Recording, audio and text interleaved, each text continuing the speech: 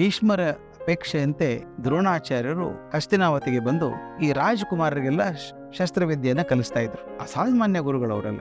ಎಲ್ಲರೂ 105 ಜನಕ್ಕೂ ತರಬೇತಿ ಕೊಡ್ತಾ ಇದ್ರು. ಅದರೊಳಗೆ ಕೆಲವರು ವಿಶೇಷವಾಗಿ ಈ ಶಕ್ತಿಯನ್ನು ಸಂಪಾದನೆ ಮಾಡಿಕೊಂಡ್ರು. ಭಲ್ಲೆಯೊಳಗೆ ಧರ್ಮರಾಜ ಶ್ರೇಷ್ಠ ಆದ, ಕರೆಕ್ಟಾಗಿ ಎಸೆತಿದ್ದ ಭಲ್ಲೆನ. ಗದೆಯೊಳಗೆ ಭೀಮ ದುರ್ಯೋಧನ ಅಸಾಮಾನ್ಯ ಶಕ್ತಿ ಉಳ್ಳವರಾದ. ಅರ್ಜುನ ಬಿಲ್ಲು ವಿದ್ಯೆಯಲ್ಲಿ ಬಂದ್ಬಿಟ್ಟ.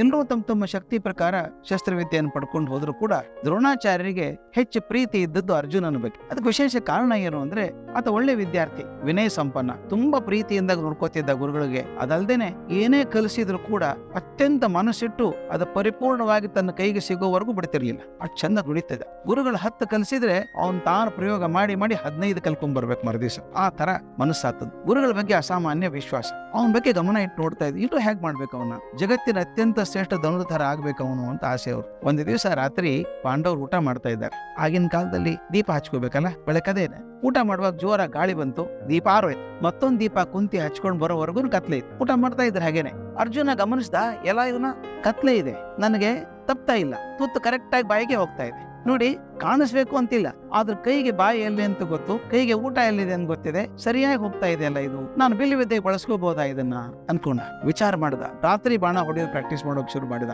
ರಾತ್ರಿ ಎದ್ದು 12 ಗಂಟೆಗೆ ಹೋಗಿ ಕತ್ಲೆಯಲ್ಲಿ ಬಾಣ ಹೊಡೆಯೋಕೆ ಗುರಿ ಕರೆಕ್ಟ್ ಆಗಿ ಹೊಡಿತಿದ್ದ. ಒಂದ್ಸಲ ದ್ರೋಣಾಚಾರ್ಯ ಕೇಳಿ ಏನ್ ಸದ್ದಿದು ಅಂತ ಹೋಗಿ ನೋಡ್ತಾರೆ. ರಾತ್ರಿ ಪ್ರಾಕ್ಟೀಸ್ ಮಾಡ್ತಿದ್ದಾನೆ ಅರ್ಜುನ. ಭಲೆ ಅರ್ಜುನ, ಒಳ್ಳೆಯವನಪ್ಪ ನೀನು ಅಂದ್ರು.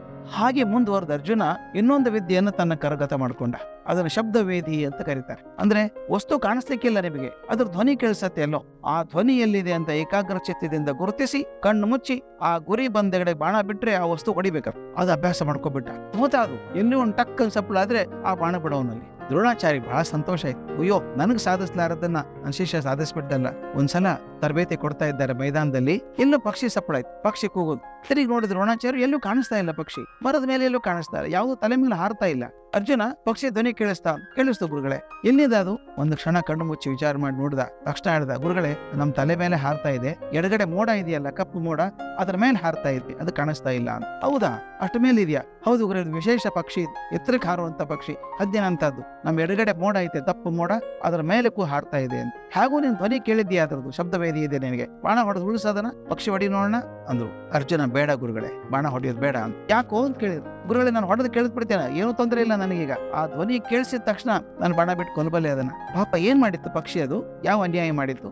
ಯಾವ ಅನ್ಯಾಯ ಮಾಡದೆ ತನ್ನ ಪಾಡಿ ತಾ ಹಾರ್ಕೊಂಡಿರೋ ಪಕ್ಷಿಯನ್ನ ಹೊಡೆದು ಉಳಿಸುವಂತ ಅದೆಂತ ಕ್ಷತ್ರಿಯ ಧರ್ಮ ನಂದು? ನನ್ನ ಕ್ಷತ್ರಿಯ ಶಕ್ತಿ ಇರಬೇಕಾದದ್ದು ದುಷ್ಟರನ್ನ ಕಂಟ್ರೋಲ್ ಮಾಡೋದಕ್ಕೆ, ನಿಗ್ರಹ ಮಾಡೋದಕ್ಕೆ. ಪಾಪ ಏನು ಆ ಪಾಪ ಮಾಡದಂತ ಪಕ್ಷಿ ನೋಡೋದು ಯಾಕೆ ಮಾಡ್ಲಿ ಅಂದ. ದ್ರೋಣಾಚಾರ್ಯ ತಗೊಂಡ್ಬಿಟ್ರಂತೆ ಅವನ. ಅಗೋ, ನಿಜವಾಗ್ಲೂ ಶ್ರೇಷ್ಠಪ್ಪ ನೀನು. ಯಾಕಂದ್ರೆ ಶಕ್ತಿ ಬಂದ ತಕ್ಷಣ ಪ್ರಯೋಗ ಮಾಡ್ಬೇಕು ಅಂತ ಉತ್ಸಾಹ ಬಂದ್ಬಿಡುತ್ತೆ ಜನಕ್ಕೆ. ನಾನು ಶಕ್ತಿ ತೋರಿಸ್ಬೇಕು ಅಂತಾರೆ.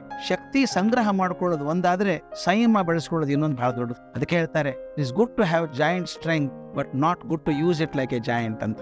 ಅಸಾಮಾನ್ಯ ಶಕ್ತಿ ಪಡ್ಕೊಳ್ಳೋದು, ಅತ್ಯಂತ ಬಲಾಷ್ಟವಾದ ದೈತ್ಯ ಶಕ್ತಿಯನ್ನು ಪಡ್ಕೊಳ್ಳೋದು ಒಳ್ಳೇದು, ಆದ್ರೆ ದೈತ್ಯರನ್ನು ಬಳಸಬಾರ್ದು ಅದನ್ನ ಅಂತ ದ್ರೋಣಾಚಾರ್ಯ ಹೇಳ್ತಾರೆ. ನಾನು ಕಣ್ಣು ತೆಗಿಸ್ಬಿಟ್ಟೆಪ್ಪ ನೀನು. ಶಸ್ತ್ರಿ ಸಂಪಾದನೆ ಮಾಡ್ಕೋ, ದೊಡ್ಡ ದೊಡ್ಡ ಶಸ್ತ್ರಗಳನ್ನು ಸಂಪಾದನೆ ಮಾಡ್ಕೋ, ಶಕ್ತಿ ಸಂಪಾದನೆ ಮಾಡ್ಕೋ, ಆದ್ರೆ ಅದನ್ನ ನಿಷ್ಪಾಪಿಗಳ ಮೇಲೆ ಬಳಸಬೇಡ ಅಂತ ಹೇಳಿದ್ರು. ಅದರ ದುರ್ದೈವ ನೋಡಿ ದ್ರೋಣಾಚಾರ್ಯ ಮಗನೇ ತಂದೆ ಕಡೆಯಿಂದ ಬ್ರಹ್ಮಾಸ್ತ್ರ ಪಡ್ಕೊಂಡು ನಿಗ್ರಹಿಸಲಾರದೆ ಸೋತ ಹೋದ, ಒದ್ದಾಡಿ ಹೋದ ಜೀವನದಲ್ಲಿ. ಅದಕ್ಕೆ ಮುಖ್ಯ, ನಮ್ಮ ಬದುಕಿನಲ್ಲಿ ನಾವು ಶಕ್ತಿಗಳನ್ನ ಸಂಚಯ ಮಾಡ್ಕೋಬೇಕು, ಶಕ್ತಿಗಳನ್ನು ಸಂಪಾದನೆ ಮಾಡ್ಕೋಬೇಕು, ಆದರೆ ಅದನ್ನು ದುರುಪಯೋಗ ಆಗಲಾರದಾಗ ನೋಡ್ಕೋಬೇಕು. ಎರಡೂ ಜವಾಬ್ದಾರಿ ನಮ್ದೇ.